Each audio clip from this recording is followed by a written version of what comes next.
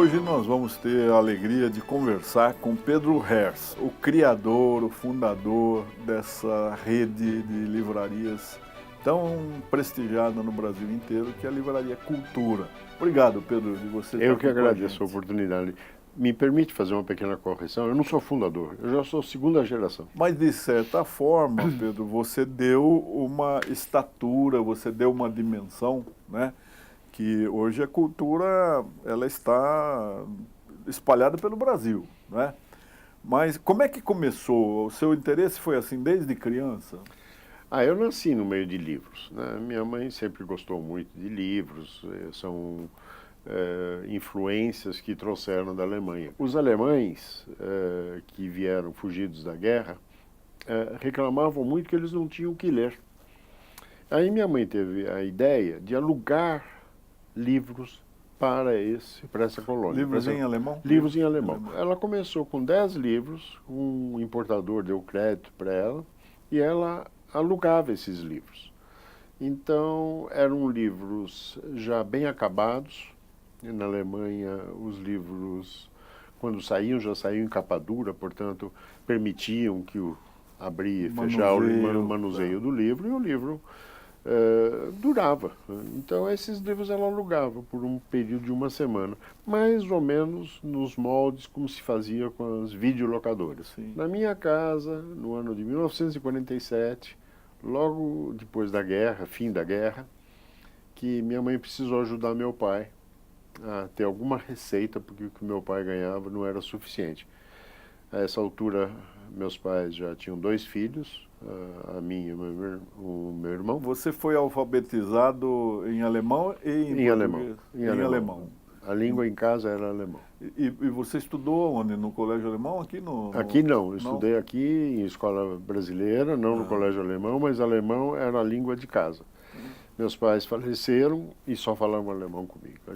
Eu falo fluentemente alemão, sem sotaque. Né? Que bom. Não sei se foi, mas foi muito bom, porque eu não sou perfeito em alemão, mas ao falar eu sou perfeito. Mas a gramática é bem complexa, é uma língua difícil. Latim, né? Exato, tem declinações, né? Exatamente. Então, mas eu falo fluentemente, fiz teatro em alemão. Como é que você começou a impulsionar, a dar outra dimensão? Na realidade, eu entrei quando minha mãe teve a ideia de mudar-se para a Avenida Paulista. Ela vislumbrou que a Avenida Paulista ia ser uma avenida do futuro, ia ter muito escritório, muitas firmas e tal. E, nesta altura, nós morávamos na Rua Augusta, e onde era a biblioteca circulante dela. A biblioteca era na Rua Augusta, entre a Alameda Lorena e Tietê, no sobrado, nós morávamos no fundo. Então, em 1969, quando ela resolveu, depois de conversas em casa, vamos alugar aquela loja no Conjunto Nacional, que temos até hoje, foi um compromisso grande que ela assumiu. Então, eu começo em abril de 1969, quer dizer, em abril próximo, farei 50 anos, que eu estou carregando esse piano. A gente vê, é uma grande preocupação, e um país que não lê, é um país que não pensa, é um país que não consegue planejar. O que está acontecendo com o livro? Eu acho que não é uma coisa que está acontecendo, acho que é uma série de coisas que estão acontecendo. Hábito de ler. Como é que a gente adquire o hábito de ler? Esse hábito nasce em casa. Nasce em casa como? Pelo exemplo. Os meus 2 filhos, eles pegavam livros sem serem alfabetizados. Então, a única explicação que eu acho plausível é a imitação, o gesto que era imitado. Esse gesto é pouco usual no Brasil. É pouco usual a gente ver um dirigente, o primeiro mandatário. Me lembro dos presidentes americanos que, várias vezes, todos eles, com um livro na mão. A gente não vê isso aqui. Esse exemplo não é dado pelo presidente, nem pelo governador, nem pelo prefeito. Não se vê alguém com um livro na mão. Provavelmente, esse presidente, ele não nasceu presidente. Na casa dele, ele viu a mesma coisa. Foi criança, os filhos, etc. Então, ele já tem esse exemplo, que é um exemplo meio universal. Isso não é que funciona nos Estados Unidos ou na Alemanha e não funcionaria aqui. Eu acho que funcionaria aqui. E esse exemplo não é dado. Não é dado pelos governantes e não é dado pelos pais, o que é mais triste. Acho que as pessoas não se deram conta que ler é ouvir. Para isso é preciso o quê? Ficar quieto, ficar calado, ouvindo. Concentrar. Isto, ouvindo. A dificuldade hoje das pessoas ouvirem é tão grande que, ao entrar num elevador, ninguém percebe a presença de outro, não se fala bom dia, nem boa tarde, nem boa noite, mas está todo mundo com o seu celular na mão, com os 2 dedos, digitando. Digitando, o que eles estão fazendo? Somando, pondo na tela lá, as letras que formam a palavra que vão dar alguma coisa. Portanto, eles estão falando. Escrever, assim, digitando, é falar, é a mesma coisa que oral.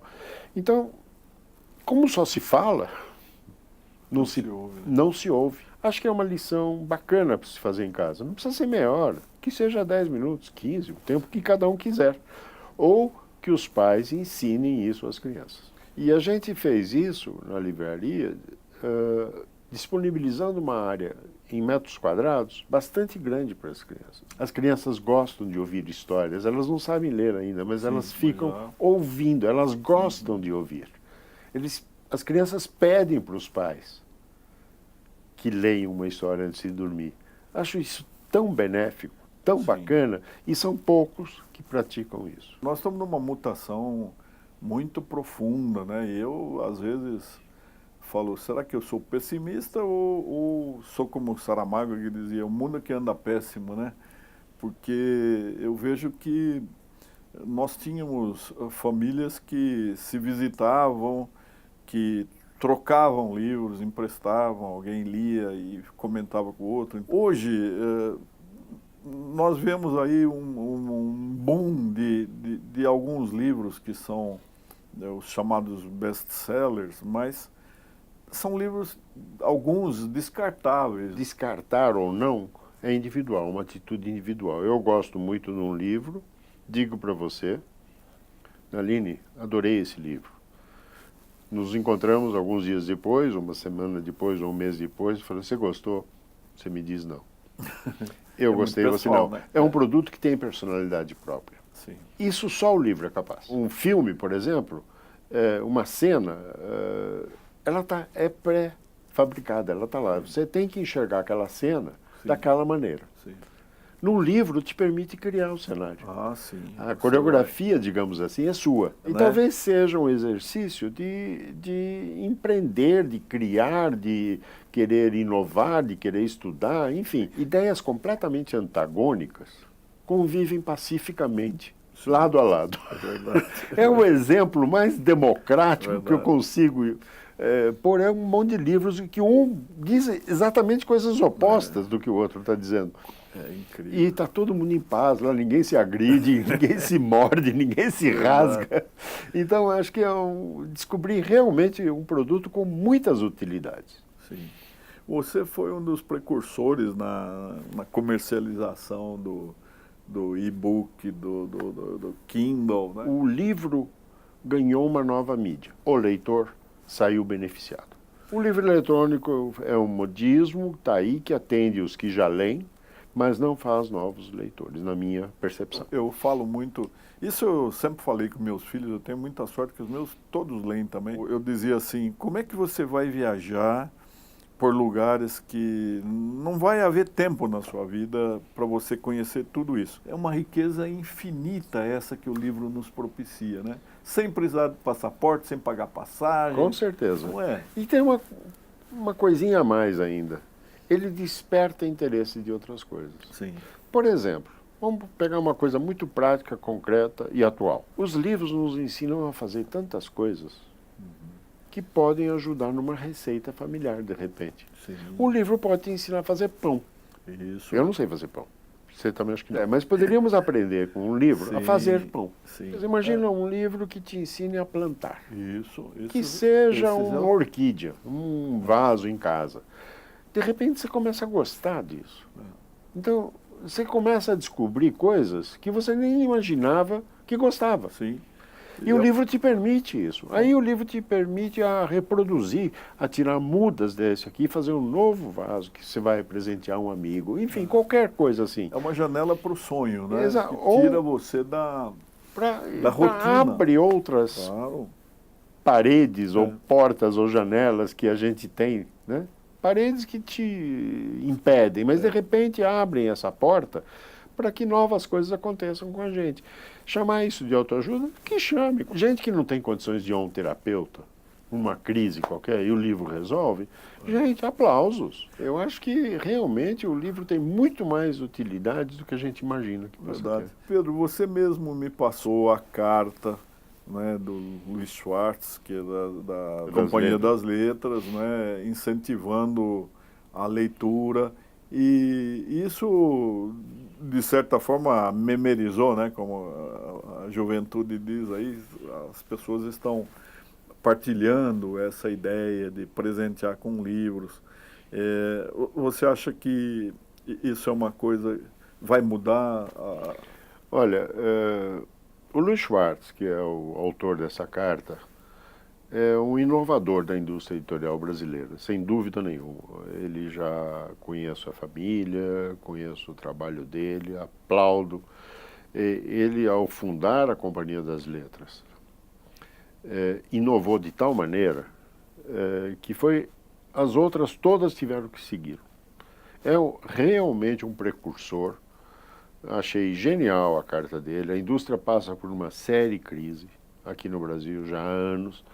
E eu acho que ele deu um pontapé inicial para que haja uma mudança, sabe? E nós todos temos que entrar em campo para ajudá-lo nesse jogo. Ele está envolvido, como eu estou, como você como leitor, enfim, estamos todos envolvidos para que realmente achemos um tempo para a gente ouvir mais o que um autor, um pintor, um escultor, seja lá quem produziu uma obra, para contemplar uma obra de arte, você precisa olhar para ela.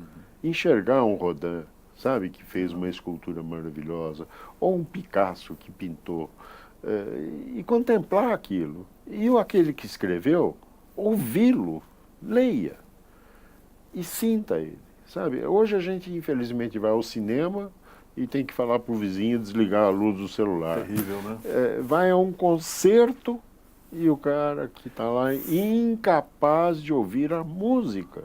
Mas uma coisa, Pedro, que sempre se questiona quando se conversa sobre literatura é o fato de o Brasil não ter nenhum Nobel de literatura, né? O Chile tem, a Argentina tem, Peru tem, né? Colômbia tem.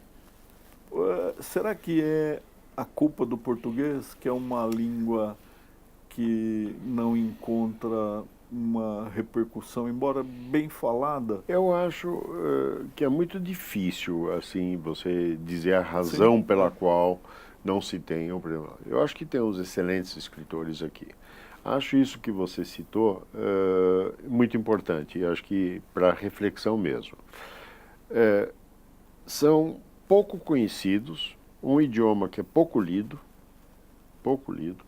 pouco traduzido, já existe muita coisa, mas o problema de chegarmos a uma indicação de um prêmio Nobel é a quantidade de gente que vai ler e multiplicar a opinião de que isso foi uma coisa maravilhosa, boa de se ler e etc. Eu já ouvi também, fora do Brasil, na França, por sinal, que o Paulo Coelho é o brasileiro mais lido porque ele tem excelentes tradutores. Eu conheço o Paulo, tive a honra de celebrar com ele em Frankfurt a celebração de 100 milhões de livros vendidos. É um marco, gente. 100 milhões de livros vendidos é um marco. Como ele conseguiu? Eu acho que ele motivou pessoas a lerem em vários idiomas. Aplausos. Aplausos. Claro que quem tem sucesso gera ciúme Dos que não têm. dos que não têm. Isso é normal em qualquer atividade. Falando em atividade, Pedro, nós estamos falando prioritariamente com essa juventude que trabalha nos registros de imóveis, né? Cuidam de uma de um direito fundamental que está ali no caput do artigo 5º da Constituição do Brasil, que é a propriedade. E é tão meticuloso o trabalho deles, é de tamanha relevância. Eu acho que eles fazem uma coisa que é fundamental, descrever bem esses documentos, de maneira que eles não suscitem dúvidas, de uma maneira clara. Clareza, objetividade. Ler é também adquirir um bom vocabulário. Sim. Sabe? Quem não lê, mal se comunica, sim, mal vê, é uma velha... Coisa, exatamente. Então, aquele que escreve, ele tem a obrigação de escrever de uma maneira que o consumidor daquele texto que ele produziu seja compreensível e de uma utilidade ímpar. Acho que um bom início para se tornar um bom escritor. Só para complementar. Claro. O que é o livro novo? Aquele que você ainda não leu. Não importa a idade dele, se ele tem 500 anos, 2 dias, 100 dias, tanto faz. Livro novo é aquele que você não leu. Portanto, a novidade está em cada livro que você ainda não leu. Nós tivemos uma alegria imensa aqui conversar com o Pedro. Haveria muito mais coisa para a gente conversar. De repente ele volta um dia para a gente ouvir que toda essa movimentação daqueles que são ávidos leitores surtiu efeitos e que nós temos um horizonte aí mais róseo, mais auspicioso para o mercado da literatura no Brasil. Obrigado pela oportunidade daqueles o prazer foi nosso. Vem e ouvem. Obrigado a você pela oportunidade. Uma alegria.